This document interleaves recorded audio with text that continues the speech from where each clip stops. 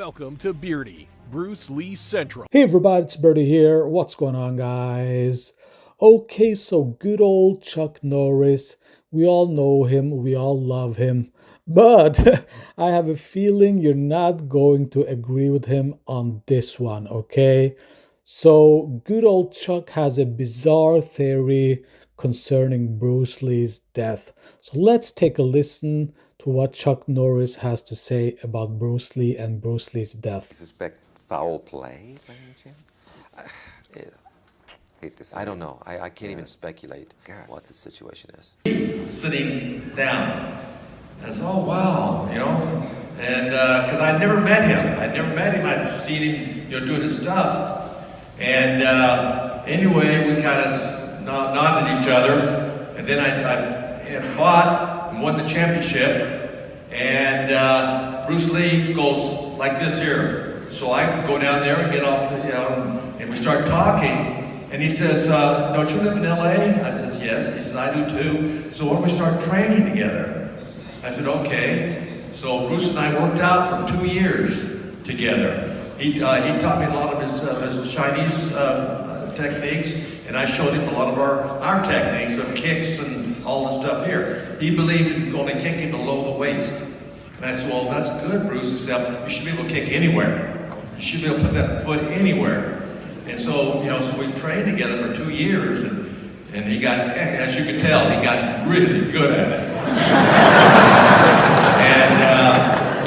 and anyway, and then finally he gives me a call, and he says, I'm leaving for Hong Kong to do a movie. And I said, oh, that's great. Well, good luck. So I don't hear from Bruce for 2 years.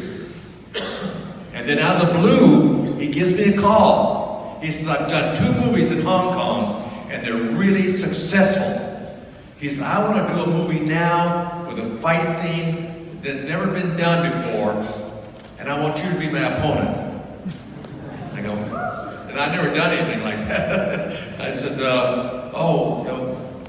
why? Because I'm the world champion? Is that And I said, well, who wins, Bruce? He said, kidding. He said, I'm going to win. I'm the champ. I'm the winner. I'm the star. I said, oh, okay. So anyway, Bruce and I, did this big fight scene in Rome, and it was really, because Bruce and I worked out for 2 years together, so we knew each other very, very well. I knew everything that he wants to do, and he knows everything that I like to do. And so when we did the fight scene, we pretty much just put it together right there. And anyway, we did the fight scene, and after it was over, I went back home, and then in 1972, I get a call. Bruce is coming to LA to see his doctor.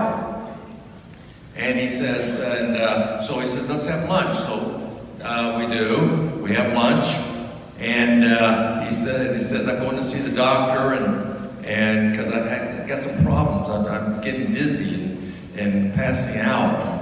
So I want to find out what it is.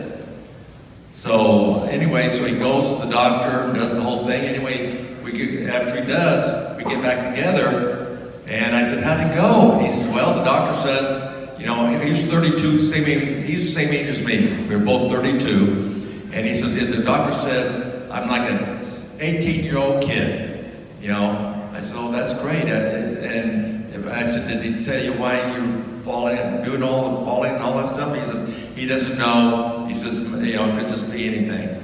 So anyway, he leaves for Hong Kong.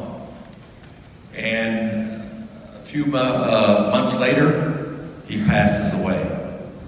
And I was shocked. Anyway, when they went to Seattle, just laying there, and we all went up. Me and a lot of our friends that Bruce's went up there for the graduation when he died.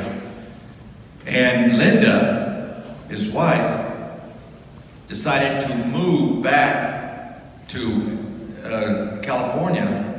And and he found a home about maybe a half block from my house, so I could spend time with Brandon, the boy.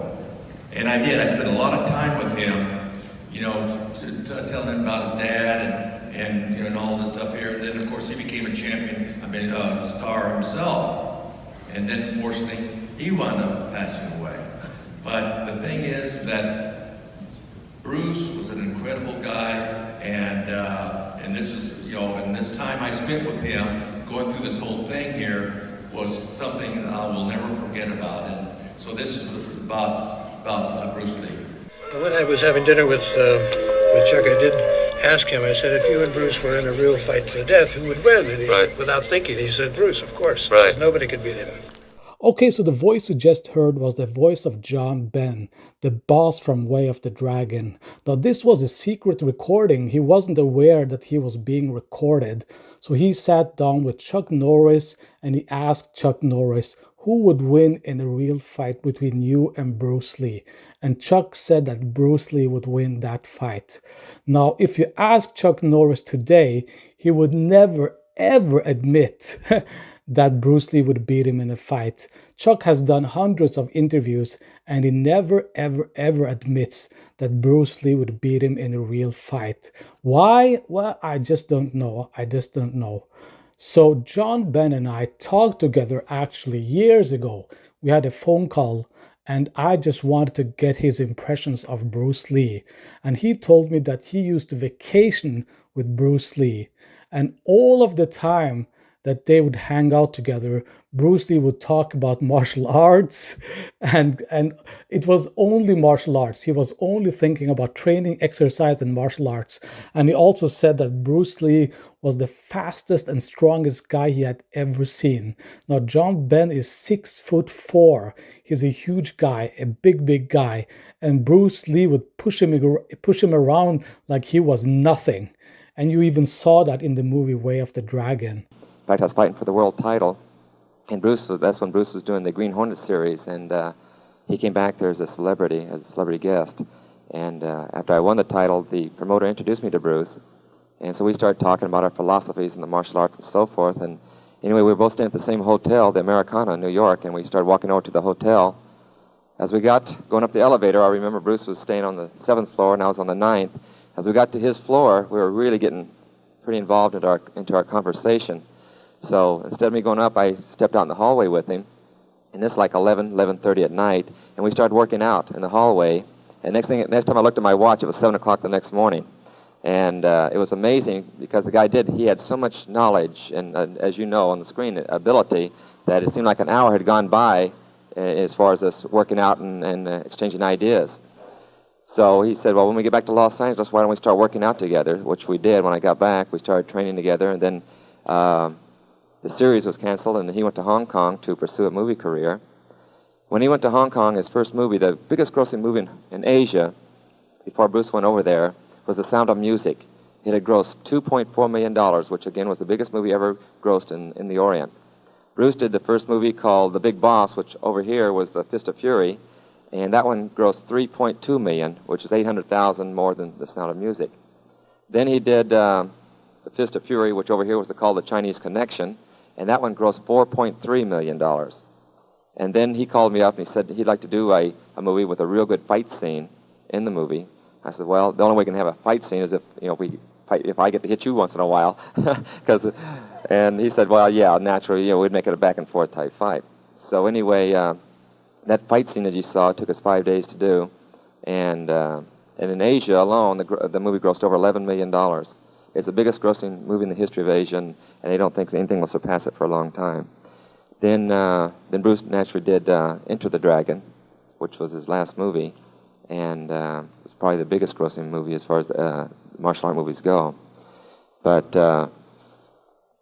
Bruce was 32 years old. Let me explain something about his death too, because there's, I guess, so many rumors that are going about how he passed away and so forth, about touch of death and drugs and so forth. And so I'd like to clarify that before we go on with the demonstration. Is Bruce in 1968? He's pretty heavy in the weightlifting, as you could tell. He was very well built.